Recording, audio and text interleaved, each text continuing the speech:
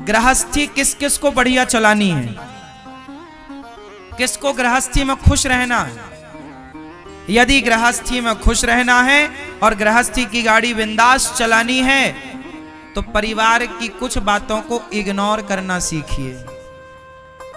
परिवार की कुछ बातों को इग्नोर मतलब सुनकर अनसुना कर दो।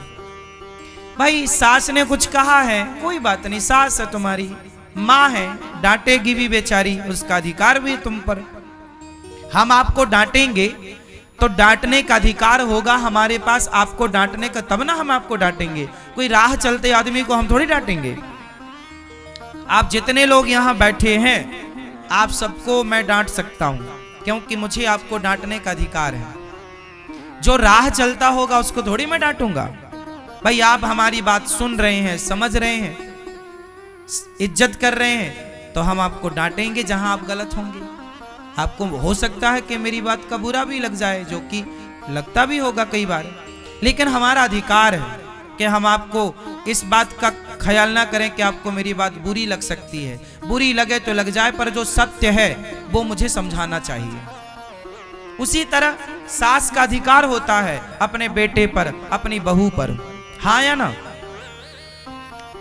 इसलिए मैं आप लोगों से प्रार्थना करता हूं, अपनी सास से डांटने का अधिकार मत छीन लेना बहुओं।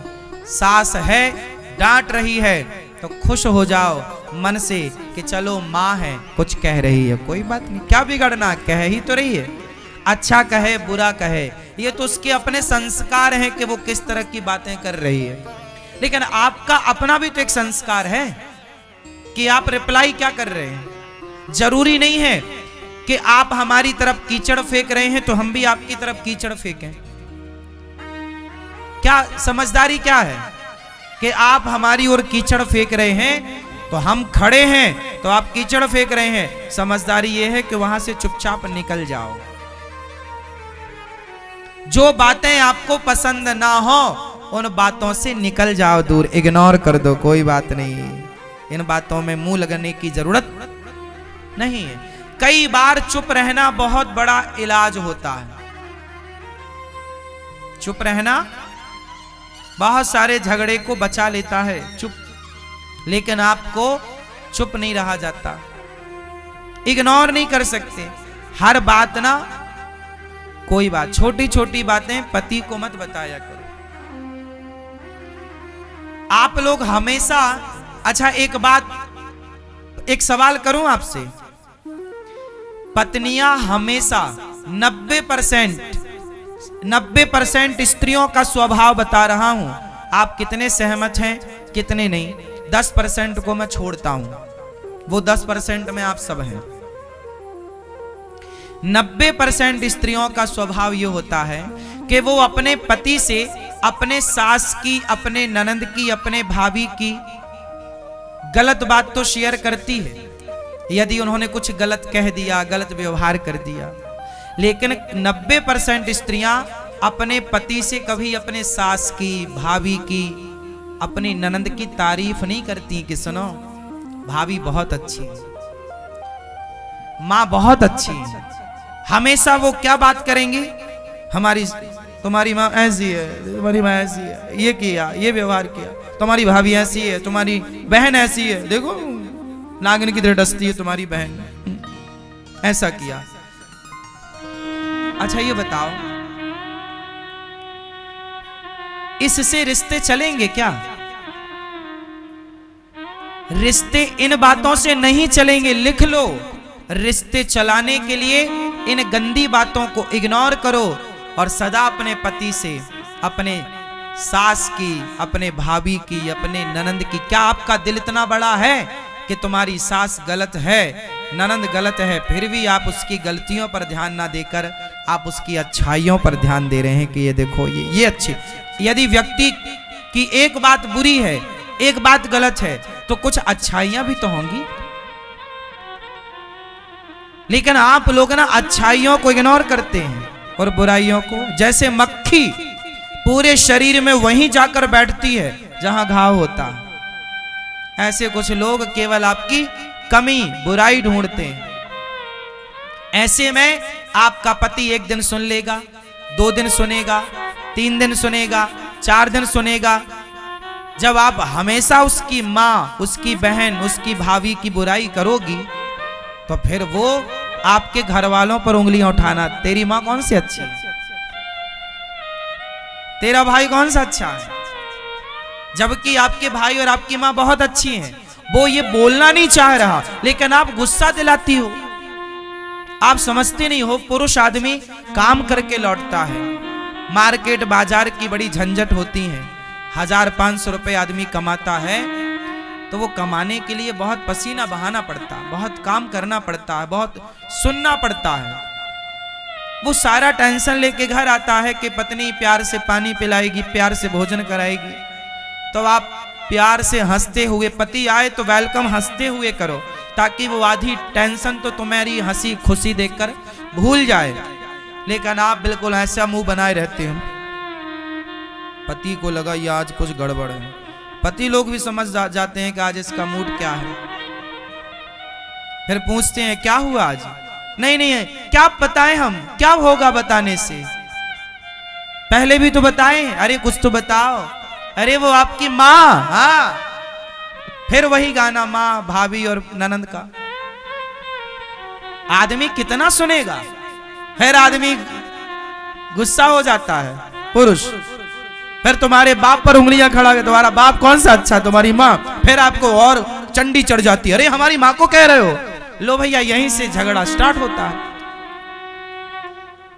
यहीं से बातें बिगड़नी स्टार्ट होती हैं। तुमने हमारी माँ को कह दिया, तुमने हमारी माँ को कह दिया, तुमने हमारे भाई को कहा, तुमने हमारे भाई को कहा।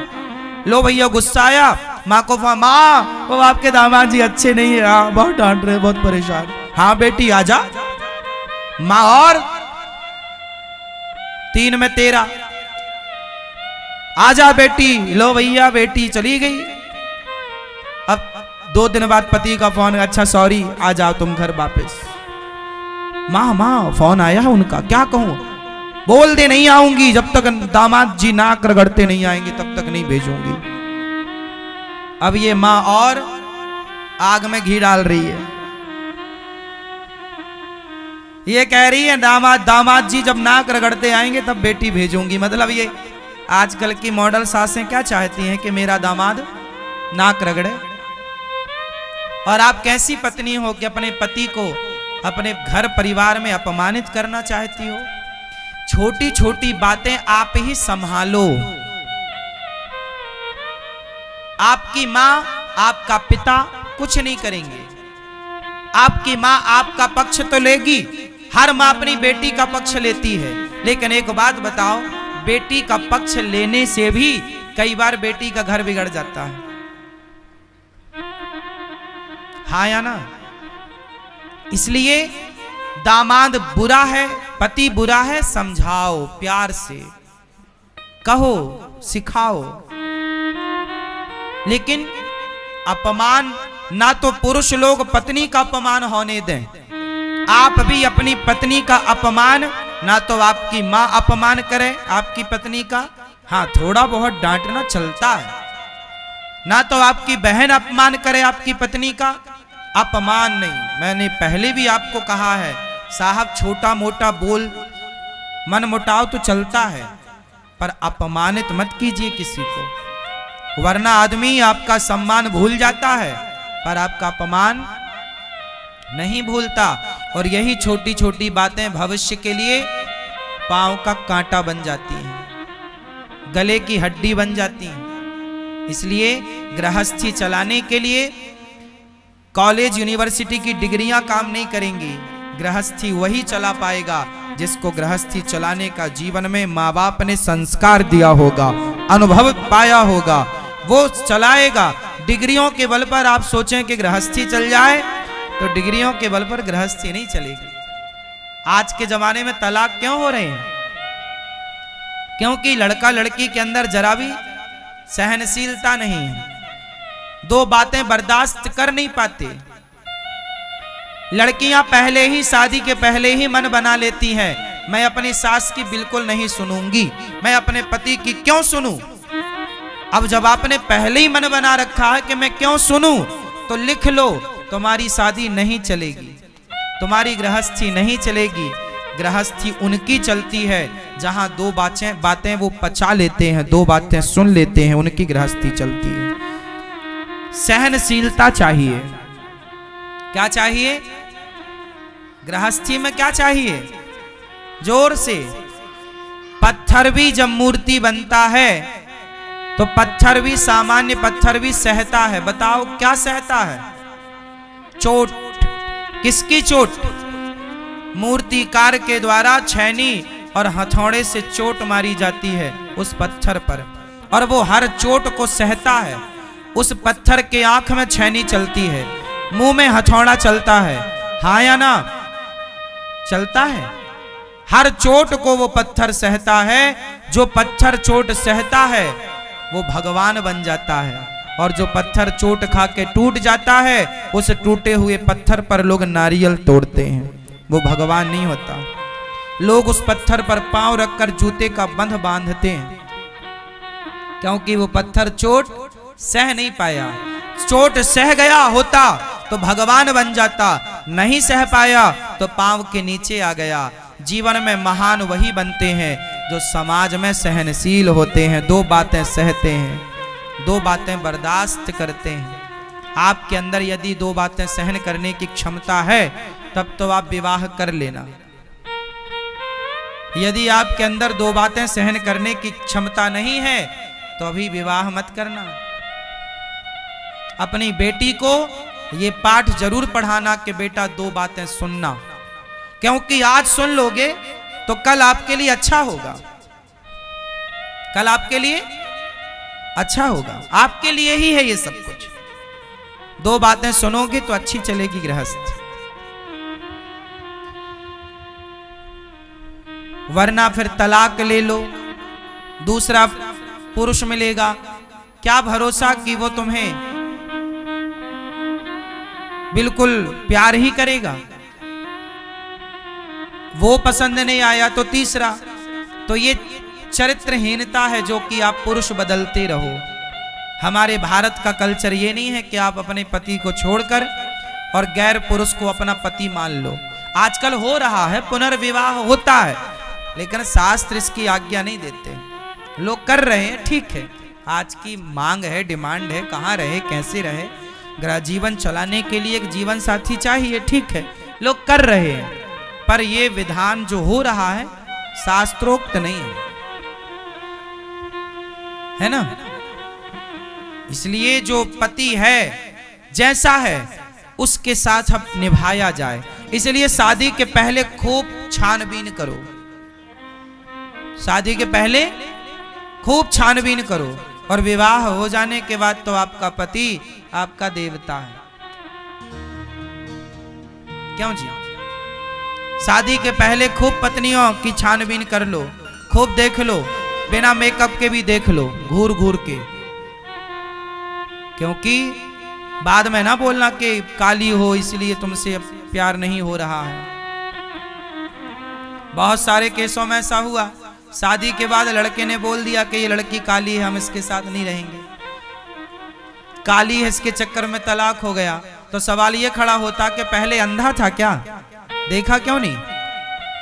इसलिए साहब लड़का लड़की को एक दूसरे को खूब देख लो, दिखा दो, ले भैया देख ले, संतुष्टि है देखने से, फोटो पर ही ना देखना, रियल देखना और बिना मेकअप के देखना,